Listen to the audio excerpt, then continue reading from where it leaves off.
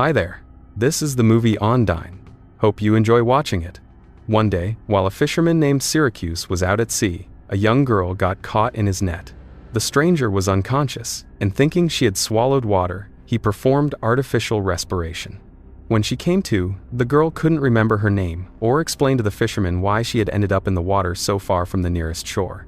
Syracuse took the shivering girl into the cabin and promised to bring her to a hospital as soon as they reached land. But the girl panicked, begging him not to do so. He reassured her, saying he knew a place where no one would find her.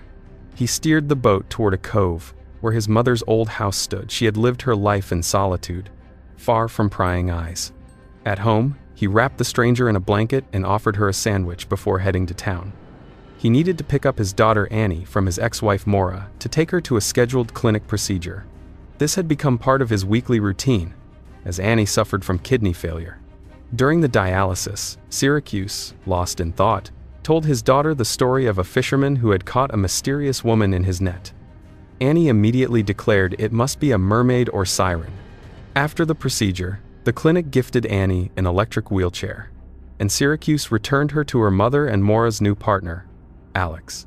The next morning, Syracuse visited the stranger on his way to the pier and told her a little about his parents.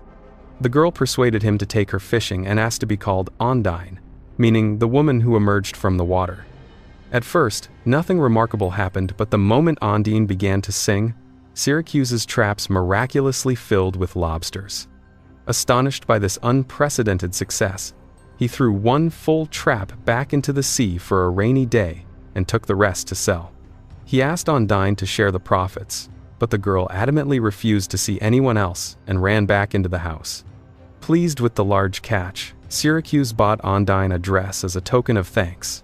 When the shopkeeper was distracted, he also sneakily took some lingerie and tights as an extra gift. Later, on the way to pick up Annie from school, he continued his story about the fisherman, describing the magical singing of the woman. "A real siren," Annie exclaimed.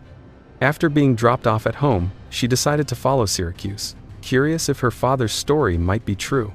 Unaware, Syracuse returned to Undine and handed her the gift. She thanked him, and he asked how long she intended to stay in his house. Undine said it depended on him, to which he replied that she could stay as long as she wished. He then drove away, not noticing Annie watching from a hiding spot. That same day, the girl borrowed books about sirens from the library, determined to learn as much as possible. Meanwhile, Syracuse went to the church to confess the theft of women's clothing.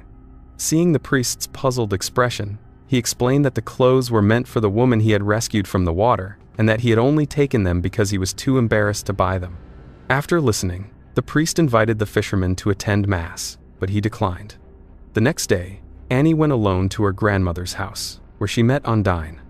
"This keeps getting more and more interesting," she said, then asked the stranger if she had magical powers and could heal her.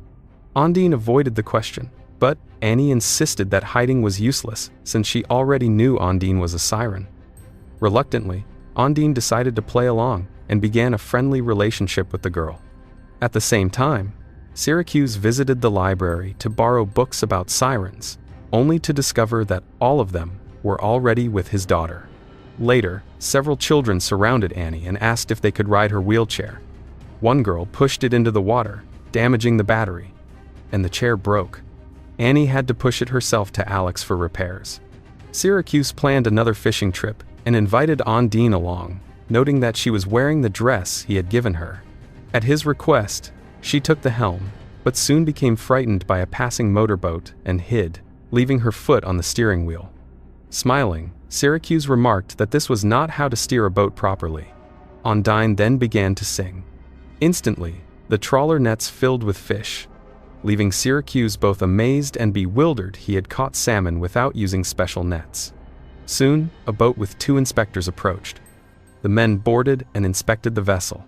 Seeing the large catch, they suspected Syracuse of illegal fishing and looked into the hold, where they found Undine hiding. She explained exactly how Syracuse had caught the fish.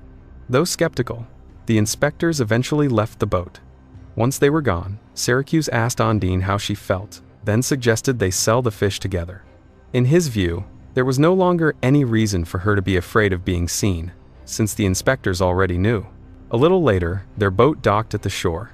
Syracuse sold the fish and planned to buy Ondine another gift, but this time, she wanted to choose it herself. In town, they met Annie, and the three of them went to a clothing store together. News of the tipsy fisherman who had rescued a mysterious girl from the sea quickly spread through the small town, and curious residents gathered at the shop window to catch a glimpse of the beautiful stranger. The next day, Annie went to her grandmother's house again and spent time with Ondine. Learning that the girl couldn't swim, Ondine offered to teach her. While giving the lesson, Ondine suddenly noticed an object covered in algae. Relying on legends, Annie explained to Ondine that the object must be her siren clothing. If she wanted to stay on land for 7 years, she needed to bury it. Ondine decided to follow this advice. Later, Syracuse, Annie, and Ondine sailed on the boat to watch the festival. Along the way, Annie told her father everything she knew about sirens and kept teasing Ondine, insisting that she was one of them. Ondine denied it, so to test her, Annie deliberately fell into the water.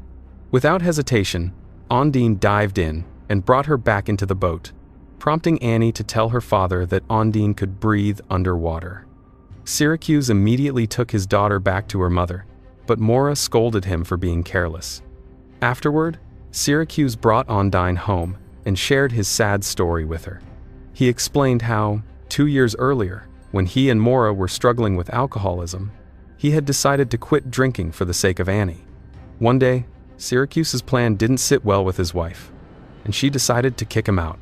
Ondine asked why he hadn't stayed with Annie, and he explained that the authorities decided it would be better for the girl to be with her mother. After this candid conversation, Syracuse unexpectedly kissed Ondine and spent the night with her. The next day, the fisherman returned to the church to confess, telling the priest that Ondine had brought him great luck. He seemed to have developed feelings for her and feared losing her. Leaving the church, he encountered a strange man who began asking about Ondine. Syracuse ignored him and quickly drove away. After another clinic visit, Syracuse was driving Annie home but found neither Mora nor Alex at the house. Annie suggested they check the bar. At the same time, the man who had been asking about Ondine earlier approached Syracuse's home, but Ondine spotted him in time and hid in the greenhouse. At the bar, Syracuse found a drunk Mora and Alex. Relenting to Annie's insistence, he left her with them and returned to search for Ondine. He soon found her under a small bridge, frightened and explaining that the man had been looking for her. Syracuse suggested she make a wish to make him disappear, according to siren legend, and Ondine wished for Annie's health. Later, drunk Mora drove the family home, but a car crash killed Alex.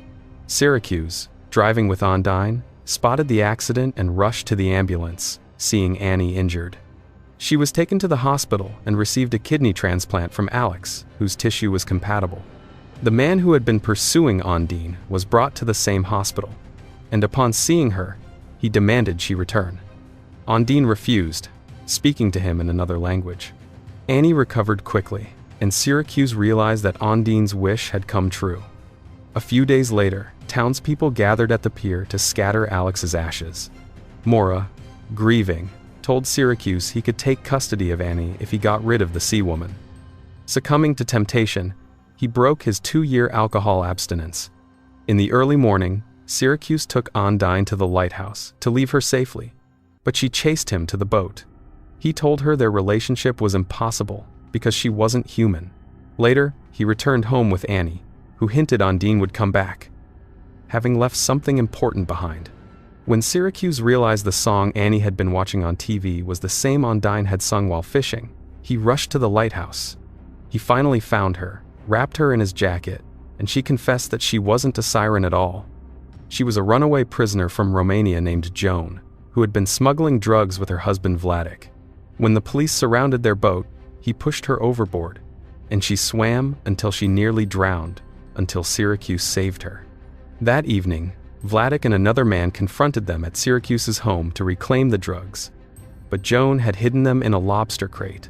Using her wits, she pushed Vladik into the water, where he drowned, and the police arrested her accomplice.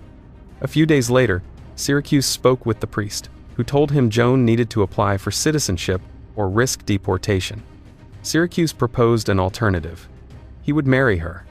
The story ends with Syracuse marrying Joan, and, together with her and Annie, forming a new family.